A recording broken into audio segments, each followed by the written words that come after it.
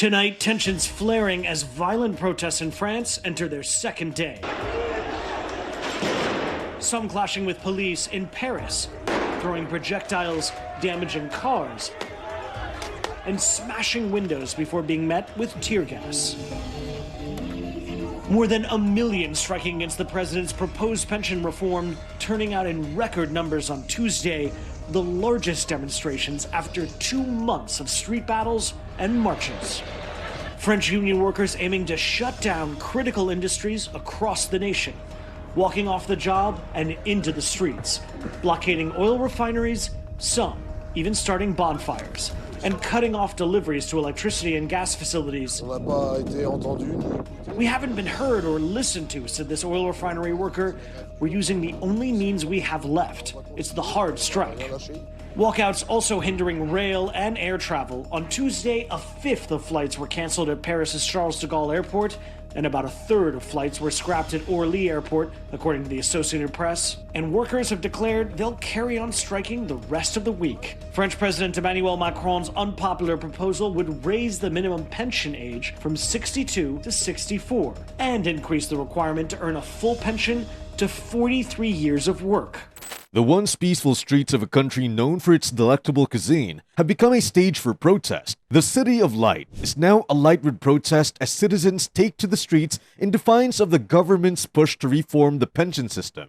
From Paris to Marseille and beyond, the people of France have rallied together to oppose the proposed changes that would see the retirement age increased from 62 to 64. With tensions high and emotions running even higher, the future of France's pension system hangs in the balance. Let's take a closer look at the passionate protests that have shaken the country and explore the motivations behind the movement.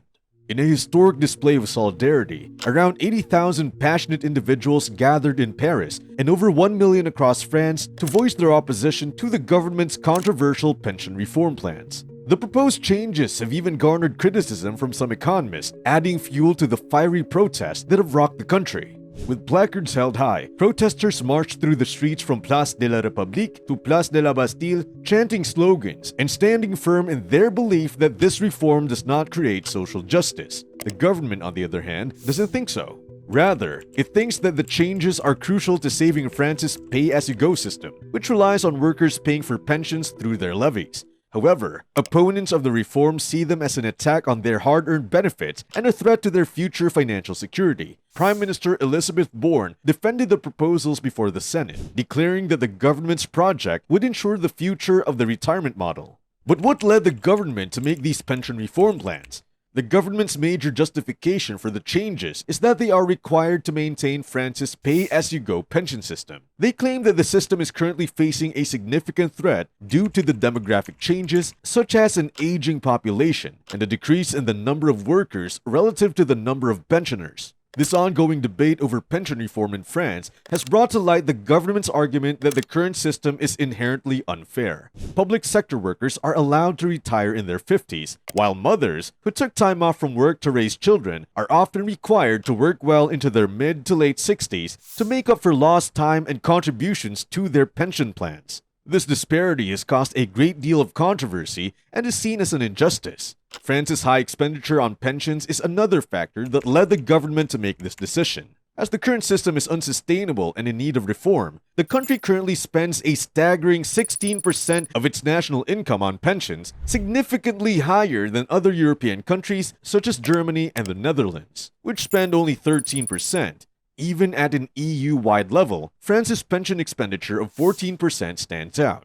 The government also claims that the 62-year-old statutory French pension age is too low by European standards, and that raising it to 64 would better align France with other nations. The government claims that this change is necessary to address a looming financial shortfall in the pension system that is projected to reach a staggering 13.5 billion euros by 2030, and that the pension system will face a deficit of 17 billion euros by 2025 if no reforms are made. However, many do not agree with the reform, and here are their reasons. The proposed pension reforms in France, which include raising the retirement age from 62 to 64, have sparked a heated debate among lawmakers, economists, and citizens alike. One of the key arguments against the reforms is that they are unfair. given that French companies are notorious for their reluctance to hire older workers. According to data, while France's labor force participation rate is similar to that of other wealthy nations until the age of 60, between the ages of 60 and 64, just 35% of the French remain in work, compared to 62% in Germany. This has led many to question the government's decision to raise the retirement age, given the lack of employment opportunities available for older workers. Also, according to an IFOP survey, only 22% of French people support raising the retirement age, while 47% want to keep it at 62. In fact, 1 in 4 people are so passionate about the issue that they want the retirement age lowered.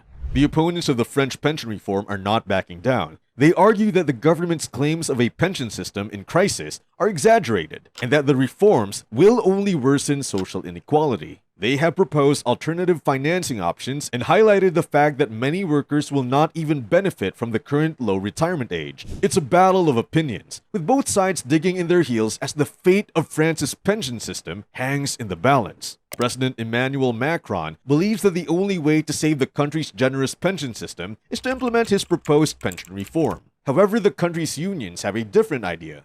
They believe that the proposed reform is unnecessary and that there are alternative ways to ensure the sustainability of the pension system. In fact, they argue that the wealthy should be taxed more or that deeper changes to the pension system should be made instead. It's a debate that has divided the country and sparked massive protest across France. Does raising the pension age in France have any economic effect? And what does it mean for the common Frenchman? While some might believe that increasing the retirement age only has short-term effects, recent studies suggest that the long-term effects are just as significant, if not more so. Like any policy change, raising the pension age comes with potential downsides as well as benefits. While it may lead to positive economic outcomes in the long run, there could be some short-term challenges to contend with. Let's describe one of its advantages. Imagine a world where the elderly are not seen as a burden on the economy, but instead as valuable contributors to the workforce. By raising the pension age, France will be able to unlock the potential of this untapped talent pool, increasing labor force participation and boosting productivity. This would not only have positive effects on the economy, but also help to shatter stereotypes about aging and promote intergenerational solidarity. Plus, with reduced government spending on pensions, they can free up resources to invest in other important areas, such as education and healthcare. It's a win-win situation for everyone. On the other hand, by keeping older workers in the workforce for longer, there may be fewer job openings available for younger generations entering the workforce. This could lead to increased competition and higher unemployment rates for young people. It's not hard to imagine how this could have a ripple effect on the economy, dampening innovation and stunting growth in the long run. That's why it's important to consider all the potential consequences of raising the pension age and to look for ways to mitigate any negative effects that may arise. Also, people say age is just a number, right? Unfortunately, that's not always the case when it comes to the job market.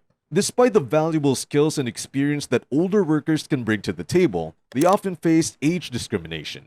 That can make it difficult to find employment. This is a lose-lose situation for everyone involved. Older workers may struggle to make ends meet, while businesses miss out on the benefits of a diverse and multi-generational workforce. Another benefit to the economy is that it might contribute to ensuring the long-term sustainability of pension systems, which is crucial, given the aging of the population and an increasing lifespan. But there's more to it than just balancing the budget. Raising the pension age can also encourage workers to take control of their own financial futures by saving more for retirement.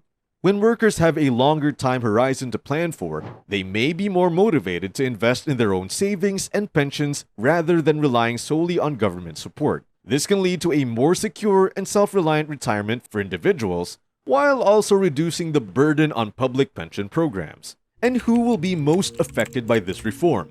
When it comes to raising the pension age, it's important to consider who will be the most affected by the change. Unfortunately, it's often the most vulnerable members of society who bear the brunt of such reforms. In this case, it's the poorest who may suffer the most. They are the ones who tend to start working at a younger age and rely on a full pension to support them in their later years.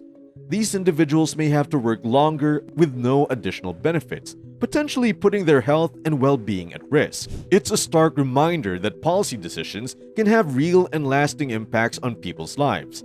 That's why it's crucial to take a balanced and compassionate approach to any reforms that affect our most vulnerable citizens. Nonetheless, politics can be a tumultuous business, better than French President Emmanuel Macron. Despite mounting opposition and calls for a public referendum, Macron is standing firm on a controversial new law, and it's costing him dearly. Protests have erupted across the country, with angry citizens taking to the street to voice their displeasure. The situation has become so tense that even Prince Charles's planned visit had to be postponed. But Macron is no stranger to tough decisions, and he seems determined to see this one through. Some speculate that he may remove Bourne, the minister at the heart of the controversy, once the immediate crisis has passed. But for now, all eyes are on Macron as he navigates one of the toughest challenges of his presidency. Despite attempts by the president and his allies to use the sporadic violence as a way to drive a wedge between the protest movement and the rest of the French Republic, most observers believe that opposition to the proposed policies is too deeply ingrained for such tactics to succeed. As the pressure mounts, the president finds himself in a difficult position. Even if he prevails on this policy, he may find himself hamstrung for the rest of his presidency by a public that remains skeptical and wary of his government's actions. The future of the nation is at stake in this high-stakes political game of cat and mouse. Will the president be able to navigate these choppy waters? Or will he find himself washed up on the rocky shores of public opinion? Only time will tell. But one thing is certain. The world is watching, and the decision will have significant repercussions for France and beyond. Let's know what you think in the comment section. And don't forget to like, share, and subscribe to stay up to date on the latest news about what's happening in the world today.